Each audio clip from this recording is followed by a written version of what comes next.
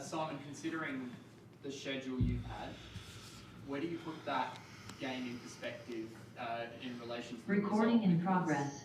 In some ways, it's one of those things where you were brave in this afternoon in how you played with the lineup you had, but also it's one that slipped away. I see it as one that slipped away. We talked before the game. Early in the season, pre-season, when we had a whole bunch of guys out, I thought every game was a free hit. It's sort of, jeez, man, we got these kids, 4 guys who haven't played in the league before, and we had all our veterans out, injured, and some key guys, and Creaky didn't do anything in pre-season, and all that sort of stuff. So we thought that was a free hit, but we're at the point now of 12 rounds in where there's no free hits. We came into the game with the true belief that we were the better team, and we expected to win, and we didn't, so we're disappointed. In that up to half-time, you'd found a way to get the shooters free, you found a way to get everyone involved, and then at the start of that second half, Adelaide really responded. What was the message to your group at that first time out after the first couple of plays? Well, I'll go back to before the end of half-time. I thought we let ourselves down probably for the last 2 minutes there. I thought we were rolling along pretty well. We were going to get anything we wanted offensively at that point. But we made a few errors. We gave up some O boards, and we let them take the lead away. We actually came down with 2 or 3 really bad possessions at the end of the half. Going into halftime, we talked about those possessions and the need for us to make sure the ball's popping and getting from side to side, and that we free each other up. And we're a team that's pretty organised. But I thought there was a little bit of disorganisation within our group, and when there's that lack of clarity of where the shot's going to come from, we don't thrive so well. So the timeout was really about just, hey, we've got to recognise where these shots are coming from. 1, so we get good shots. 2, if you take bad shots or if you're free-flowing a little bit with Adelaide, and it's a long rebound or guys aren't ready for it, then it's going the other way and it's going down your throat. So we had to be disciplined, and we missed the mark there a little bit.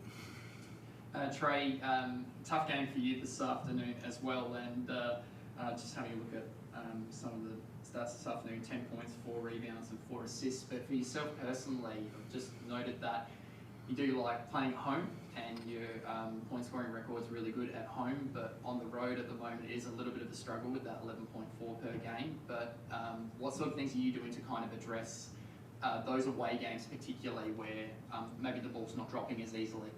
I didn't realize it was a home-away discrepancy like that. I was bad tonight. I put the team in a very difficult position.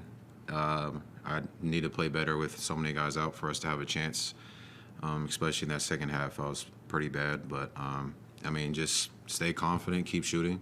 I'm capable of having those good games on the road. It just, I guess, hasn't happened yet, but I'm not too worried about it. Pretty good on the road in Brisbane, mate. Was it 11 on the road, 13 at home? It was the same. Yeah, I don't know. Trey, how are you feeling about your time in the NBL so far, and now that we're almost hitting like that almost halfway point of the season, you're starting, we obviously didn't see you for the first couple of games in the season. Are you sort of starting to feel like you're finding your groove overall with this league?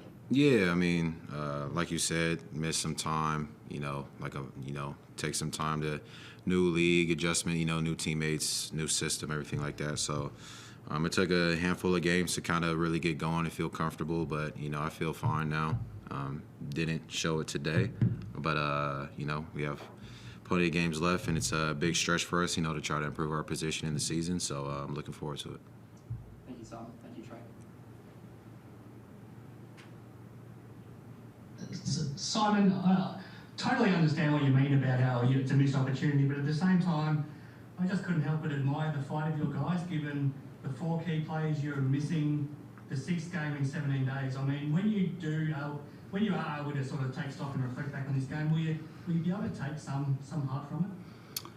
There'll be positives to take from it for sure, but we had expectations coming into this game to win the ball game, and it's not just me; it's shared by the whole team.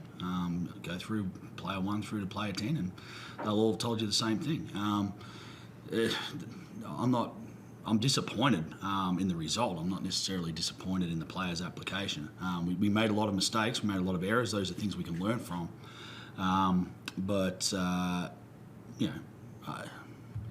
I still think we were a better team, and I'd like to get them again. Oh, absolutely. A couple of things as well. I mean, Smith Milner just stepping like he did, had one of his best nights in his NBL career tonight as well, and Owen Foxwell just continues to take his chances. Yeah, we'll go with Toby first. Look, he's been tremendous for us, slipping into the team when when other guys are out. Pretty difficult job for guys to maintain a level of concentration through that period and motivation. The expectation was Joe would finish the year off with us, obviously, and with things in China the way they are, and his need to be back there for his family. He didn't know until the announcement was made last week or whenever it was, and he's ready. He came in ready. It's a real tip of the hat to his professionalism that he's found this year. I've been with Toby for a long time, since his first year as a DP at Melbourne United, and there's never been questions about his ability, his basketball IQ. It's really been about his application, and he's really turned a corner. And I really hope that he has a really bright basketballing future ahead of him with this turn of the corner for him. And we saw the result of that tonight. I thought he was wonderful. With Owen, he's a kid, and you got to live and ride with the bumps. But there's so much positivity with him. He's such a wonderful effort defender right now. He's just got to find that balance at times of like that wonderful ball pressure that he can put on, and then just tone it down a little bit, get in the right spots, not take chances. But I thought it defensively is really good for us. Hit a couple of major shots, hit that big 3 down the end, hit a 3 in the first half, which I thought was pretty key. He's a good kid. He's coming along nicely, and we hold great hopes and aspirations for his future.